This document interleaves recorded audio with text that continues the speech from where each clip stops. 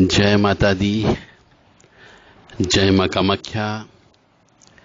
देव Radha trust Satyavani channel से आप धार्मिक, आध्यात्मिक, तंत्रात्मक, तर्कपूर्ण ज्ञान सुन रहे हैं। दुर्गा सप्तशती जो है, यह सप्तशती अपने आप में तंत्रात्मक मंत्रों से गठित की गई है। एक एक मंत्र इसका तंत्र का काम करता है।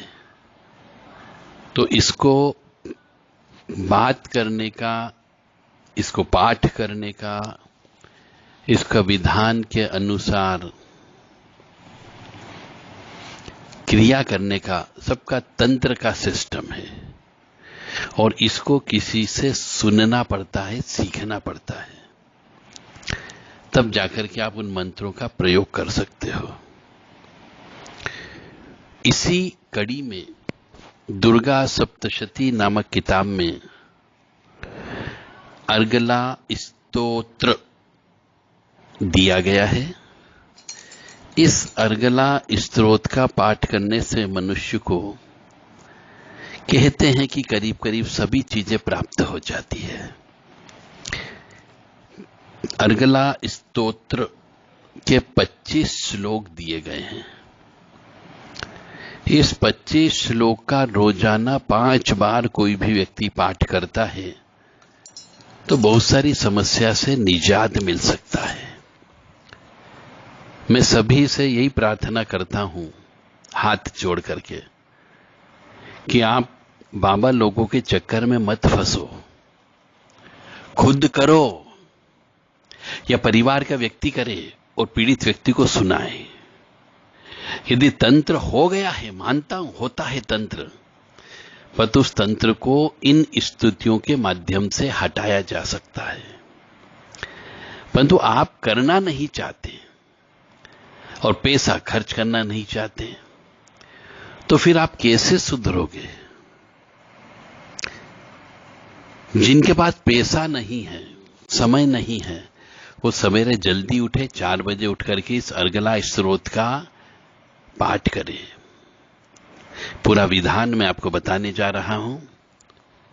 मां भगवती जगत जननी आप सबको सद्बुद्धि प्रदान करे कि आप इस विधान को अच्छे से सुन लें और रोजाना ब्रह्म मुहूर्त में सूर्य उदय के पहले पहले पाठ कर लें, ताकि आपकी रोजाना की जो नित्य क्रिया है, कमाने की क्रिया, जाने आने की क्रिया, किसी से मिलना है, घर परिवार के साथ में रहना है, उसमें डिस्टरबेंस नहीं होगा। सिर्फ अपने शरीर को थोड़ा सा कष्ट देना पड़ेगा कि आप सवेरे यदि देरी से उठते हैं तो जल्दी से उठना पड़ेगा। जो मैं कह रहा हूं यह पूर्णतः सत्य है, मानो या न मानो। मेरा धर्म है आपको ज्ञान देना, मैंने आपको ज्ञान दे दिया। अब आप चाहें तो इस ज्ञान को आगे भी बढ़ा सकते हैं, किसी और को भी बता सकते हो, और नहीं तो पहले खुद इसका प्रयोग करो।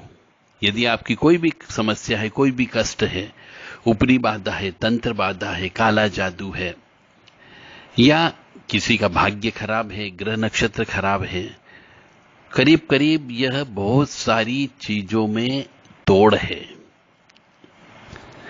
जैसा कि मैंने इसमें बताया है आपको कि अर्गला स्तोत्रम में 25 श्लोक हैं और बहुत आसान है बोलना, ज्यादा संस्कृत भी नहीं है। और यदि किसी को बोलना सीखना हो तो मेरे से व्यक्तिगत आकर के मिल सकता है। तो अर्गला स्तोत्र का पाठ करना है, पूजा पाठ करना है आपको, उनसे कुछ न कुछ चीजों को रोकना है, अपनों को सफलता प्राप्त करना है। तो ब्रह्म मुहूर्त में उठा जाए, घी का या सरसों के तेल का या तिल के तेल का एक दीपक जलाया जाए, जैसे भी आपकी श्रद्धा हो। हर बात जो है पूजा पाठ के मामले में मैं जबरदस्ती इसलिए नहीं करता कि आपके पास पैसा है या नहीं है। कई बार व्यक्ति निर्धन होते हुए भी दिल बड़ा होता है भगवान के लिए, और कुछ व्यक्तियों के पास पैसा होने के बावजूद भी दिल बड़ा नहीं होता है। तो मैं इसलिए कहता हूं कि इन तीनों में जो आपके पास उपलब्ध हो जाए, सर्वोत्तम होता है गाय का घी, डेयरी वाला घी लेकर के आ जाएं। यदि वो नहीं हो तो तिल का तेल लगा लें। तिल का तेल का दीपक नहीं लगा सकते हो तो सरसों के तेल का दीपक लगा लें। ब्रह्म मुहूर्त में उठ करके स्नान करना है, उसके बाद में ये काम करना है, पूरब मुखी होकर के करना है।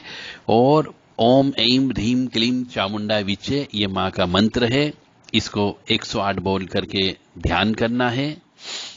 और फिर आपको जो है, जो हम 32 नाम आपके सामने बोलते हैं अधिकतर, वो 32 नाम बोलें और माँ भगवती के सामने यानी दीपक के सामने या अपने मंदिर में संकल्प लें। अपना नाम, माँ का नाम, पिता का नाम, गोत्र बोलते हुए संकल्प ले लें कि मैं इतने दिन तक ये कार्य करूंगा, हे भगवती मेरा ये काम आप करें। अर्गला स्तोत्र में तांत्रिक नहीं वरन मंत्र शक्ति का प्रयोग है। अर्गला स्तोत्र का पाठ कम से कम 1 घंटे तक करना, जितनी बार हो जाए। और इन अर्गला स्तोत्र का मंत्र का हवन भी होता है, तो आपको हवन भी कर सकते हो तो हवन भी करें, और ज्यादा फायदेमंद होता है। हवन करने का मतलब हो गया 10 गुना फायदा करना, और पाठ करने का मतलब है 1 बार पाठ होना। हवन जो है, काले तिल में घी मिला लें, शक्कर मिला लें, मिश्री मिला लें, शहद हो गया, खीर हो गई, उससे भी आप आहुति दे सकते हैं।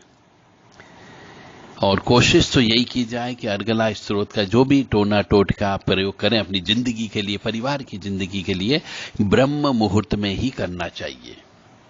यदि आप ब्रह्म मुहूर्त के पहले करते हैं यानी मध्य रात्रि में करते हैं तो इसमें काली मां का प्रभाव आपके ऊपर आएगा। और यदि ब्रह्म मुहूर्त में करते हैं, 4 बजे के बाद करते हो, तो मां भगवती दुर्गा जी का प्रभाव आएगा। इसलिए हम सभी को कहते हैं कि यदि आप परिवार वाले हो तो आपको ब्रह्म मुहूर्त में उठ करके करना है। जितने दिन का संकल्प लेते हैं उतने दिन तक आपको स्त्री के साथ सोना नहीं है, कंबल के आसन पर सोना है। जिस दिन संकल्प लेते हैं उसके 1-2 दिन पहले ही नाखून, बाल वगैरह जो भी काटना है वो सब काट लें। शुभ मुहूर्त में यानी शुभ दिन, शुभ वार आप प्रारंभ करना है। इसका पाठ करने से शत्रुओं का नाश हो जाता है, सौभाग्य में वृद्धि हो जाती है, बाधाओं से मुक्तियां मिलती है, बीमारियों से मुक्ति मिलती है, और कल्याण की भावना भी उत्पन्न होती है, धन भी प्राप्त होता है, विद्या भी प्राप्त होता है। यानी यह जो अर्गला स्तोत्र है यह तांत्रिक स्तोत्र है। पाठ करें, और जितना पाठ करें उसका दशांश हवन अवश्य करें। नियम से करें, 1 घंटा रोज कम से कम, ज्यादा कर सके तो बहुत अच्छी बात है। और जितना भी जप करते हैं उसका दशांश हवन सप्ताह में 1 दिन बैठ करके अवश्य करें। हवन सामग्री हमने आपको बता दी। लकड़ी आम की प्रयोग होगी। अग्नि को प्रज्वलित करने के लिए घी का प्रयोग करें या कपूर का प्रयोग करें। और हवन पूरा होने पर 1 नींबू की बलि अवश्य दे दें। 32 नाम अवश्य पाठ ही करना है रोजाना। कोई भी अनुष्ठान प्रारंभ करने के पहले उन सब देवी देवताओं को याद करना जरूरी होता है। हम भी याद करते हैं और फिर आपको पूरा पाठ सुनाते हैं। ओम श्रीमन महागणाधिपते नमः। ओम उमा महेश्वराभ्यो नमः। ओम शची पुरंदराभ्यो नमः। ओम वाणी हिरण्यगर्भाभ्यो नमः। ओम लक्ष्मी नारायणाभ्यो नमः। ओम कुल देवताभ्यो नमः। ओम इष्ट देवताभ्यो नमः। ओम ग्राम देवताभ्यो नमः। ओम स्थान देवताभ्यो नमः। ओम स्थापित देवताभ्यो नमः। ओम सर्वेभ्यो देवेभ्यो नमः। ओम सर्वेभ्यो तीर्थेभ्यो नमः। ओम सर्वेभ्यो ब्राह्मणेभ्यो नमः। ओम सर्वेभ्यो ऋषिभ्यो नमः। ओम सर्वेभ्यो सिद्धाय नमः। ओम नवग्रह देवताभ्यो नमः। ओम वास्तु देवताभ्यो नमः। ओम गुरुभ्यो नमः। ओम मातपितृचन कमलेभ्यो नमः। ओम सर्पितरेभ्यो नमः। ओम चतुष्षष्टि योगिनी देवेभ्यो नमः। ओम षोडश मातृका देवेभ्यो नमः। ओम सप्तघत मातृका देवेभ्यो नमः। ओम सप्त सागरेभ्यो नमः। ओम सप्त नदीभ्यो नमः। ओम सप्त ऋषिभ्यो नमः। ओम छम क्षेत्रपालाय नमः। ओम बम भैरवाय नमः। क्रीम कालिकाय नमः। हम हनुमते नमः। ओम क्लीं कृष्णाय नमः, ओम नमो भगवते वासुदेवाय, ओम नमो नारायणाय, ओम लक्ष्मी नारायणाय, ओम ब्रह्मणे नमः, ओम विष्णुवे नमः, ओम महेश्वराय नमः नमः। एतत् कर्म प्रधान देवता श्री महाकाली, महालक्ष्मी, महासरस्वती, त्रिगुणात्मिका स्वरूपाय श्री दुर्गा देव्ये नमो नमः। इस तरीके से ये 37 नाम हमने आपके सामने बोले हैं। आपको यदि ये नाम चाहिए तो हमें व्हाट्सएप पे अपना नाम, पता, phone number, mobile number, pin code number अवश्य बता दें और रिक्वेस्ट करें ताकि आपको यह 36 नाम जो हमने आपको बोले हैं यह आपको प्रदान किया जा सके। बाकी अब अर्गला स्तोत्र की ओर चलते हैं। इसका पाठ भी पूर्णतः समर्पण भाव से, तन्मयता से आपको करना है। श्रद्धा भाव से अवश्य करिए। दो चीज होती है, जब भी किसी चीज से हमको कोई प्राप्त करना होता है तो झुकना पड़ता है, चरण स्पर्श करना होता है, साष्टांग दंडवत प्रणाम करना पड़ता है, समर्पण भाव बोलते हैं उसको। इसीलिए हम भगवती जगत जननी के सामने भी समर्पण भाव से, पूर्ण श्रद्धा से, जबरदस्ती नहीं, आपको ये पाठ करना है। ओम जयंती मंगला काली भद्रकाली कपालिनी दुर्गा क्षमा शिवा धात्री स्वाहा सदा नमस्तुते। जयतम देवी चामुंडे जय भूताति हारिणी जय सर्वगते देवी कालरात्रि नमस्तुते। मधुकेटभद्रा विद्वरदे नमः रूपम देहि जयं देहि यशो देहि दिशो जहि। महिषासुरनिर्णासी भक्तानां सुखदे नमः रूपम देहि जयं देहि यशो देहि दिशो जहि। रक्तबीजवदे देवी चंडमुंड विनाशिनी रूपम देहि जयं देहि यशो देहि दिशो जहि। शुंभश्च निशुंभश्च धूम्राक्ष मर्दिनी रूपम देहि जयं देहि यशो देहि दिशो जहि। वंदितांग धिंग युगे देवी सर्वसौभाग्यदायिनी रूपम देहि जयं देहि यशो देहि दिशो जहि। अचिंत्य रूप चरिते सर्व शत्रु विनाशिनी रूपम देहि जयं देहि यशो देहि दिशो जहि। नतेभ्य सरदा भक्तां चंडी के दुरितापहे रूपम देहि जयं देहि यशो देहि दिशो जहि।